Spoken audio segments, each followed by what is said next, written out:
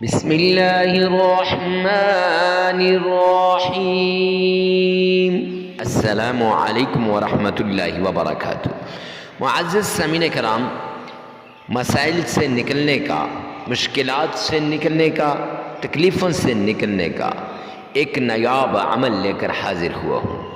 یہ ایسا عمل ہے جو اکثر اولیاء کرام اپنے خاص مریدین کو یہ عمل بتایا کرتے ہیں، اور یہ وہ عمل ہے جو اللہ کے پیارے حبیب جناب محمد مصطفیٰ صلی اللہ علیہ وسلم نے حدیث پاک کے اندر بیان کیا، اور اللہ رب العزت نے خود اپنی کتاب قرآن مجید کے اندر بیان کیا ہے۔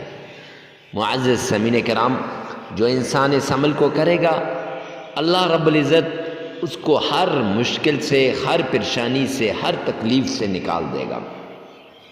بڑا چھوٹا سا عمل ہے، مختصر سا عمل ہے، نایاب سا عمل ہے، کرنے میں بہت مختصر ہے، لیکن عمل کے اعتبار سے بہت بڑا ہے۔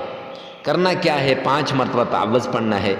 اعوذ باللہ من الشیطان الرجیم، 5 مرتبہ بسم اللہ، بسم اللہ الرحمن الرحیم، 3 مرتبہ درود پاک، جون سا بھی درود پاک آپ کو آسان لگتا ہو آپ پڑھ سکتے ہیں، اسے پڑھیں، اور پھر اس کے بعد 313 مرتبہ استغفر اللہ ربی من کل ذنب واتوب الیہ۔